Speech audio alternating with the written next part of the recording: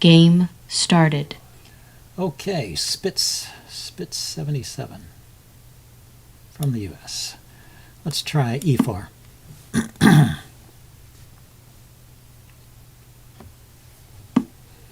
Okay, the French defense, E4, E6. And play the classical knight C3. Well, it's up to black to choose either the Winawer or the classical variations. The Winawer, all right. I'll go ahead and push. Maybe I should try some of those other sidelines I talked about one of these times. Check. But we're playing the mainline Winawer here. Yeah, so that's it. That's the main line. So let's go ahead and play it. It's kind of an exciting line. always entertaining. Oh, but he defends. Okay, so that's different.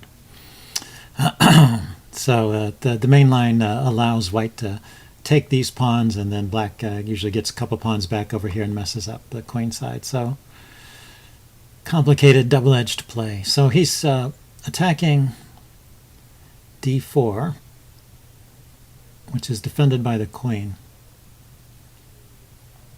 This pawn over here can become weak, the pawn on c3. So sometimes it's useful to defend it.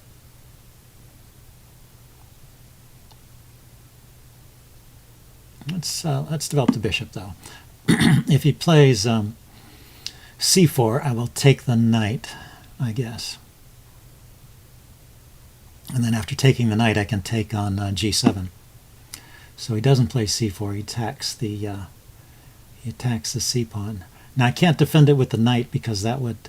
Well, actually, I can defend it with the knight. Normally, you can't play knight to e2 here because the bishop gets trapped after c4. But now it's possible. Knight e2, c4, bishop takes knight is possible. Knight e2, and if the knight moves, what do I do? Knight e2, knight moves, and I have nowhere to move the bishop to. Okay, so let's do the same thing and just defend defend the bishop with the pawn.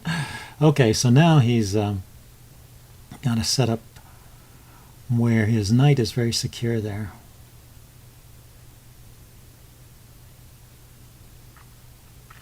Okay, I want to push this pawn forward to give myself a little more space and play knight f3 and castle kingside here.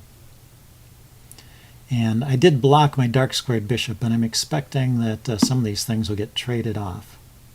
He could have, yeah, that was a mistake on my part, actually. He could have just taken, right away on d4. Maybe he's afraid of I take back and threaten his queen with the bishop. But now, let's take.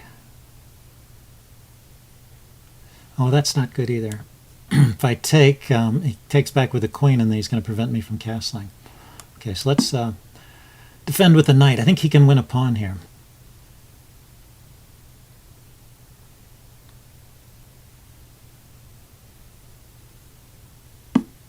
Yeah, so pawn takes. So should I take the knight first? If I take the knight first, that doesn't help.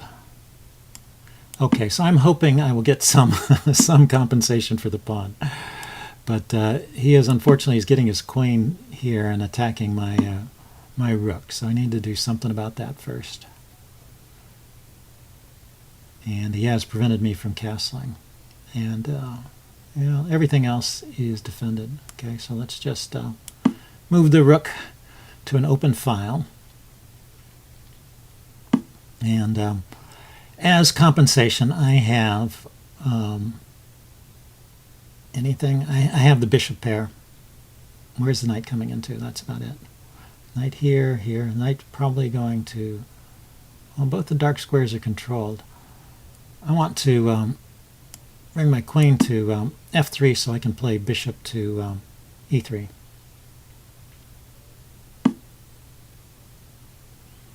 So we just moved away with the queen. Okay, he's attacking the a pawn. So if I move this bishop, it actually defends the a pawn. Undefended the c pawn, but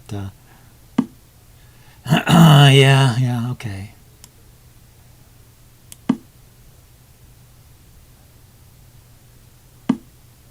I wanted to be able to castle. And I should have done something about the c-pawn. Probably should have done something about the knight coming in there too.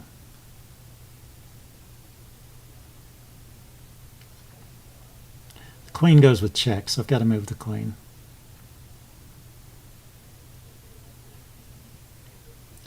Bishop here check does not help.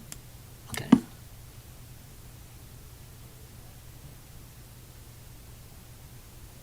Check.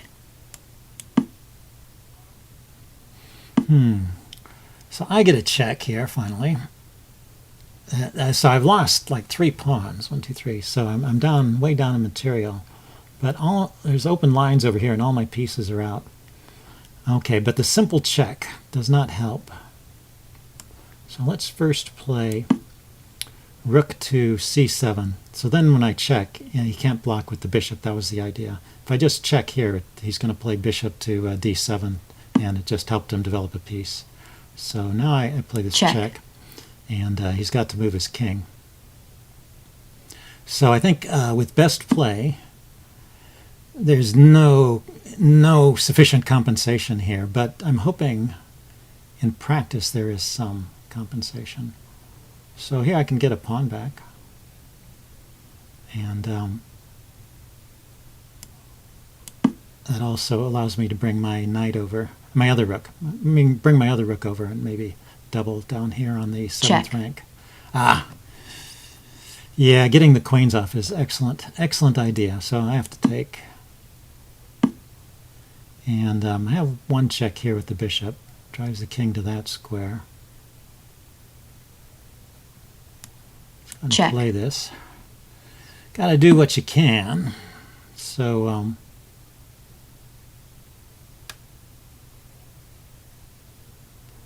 is there a way to get my other rook in the game? His bishop is still not playing.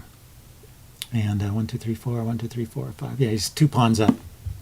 So probably not good.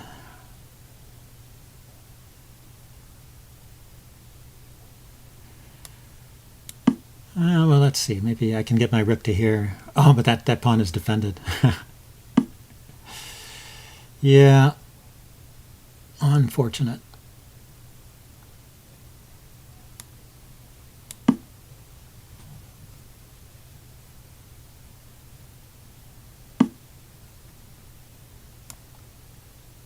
Well, if he lets me get all my pieces on the 7th rank, maybe I can stop his... The bishops being of opposite color helps it, makes it easier for me to stop the pawns from coming.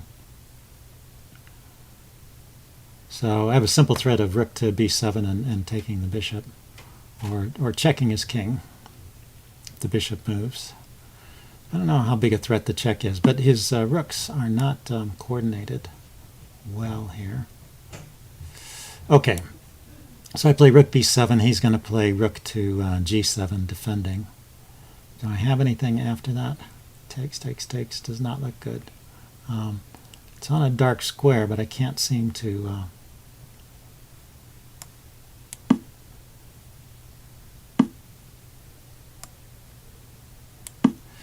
Maybe I'll trade off this rook and grab this pawn here. Getting closer and closer to breaking even. He can move the pawn forward and defend it, huh? Okay, so I have a check. Check.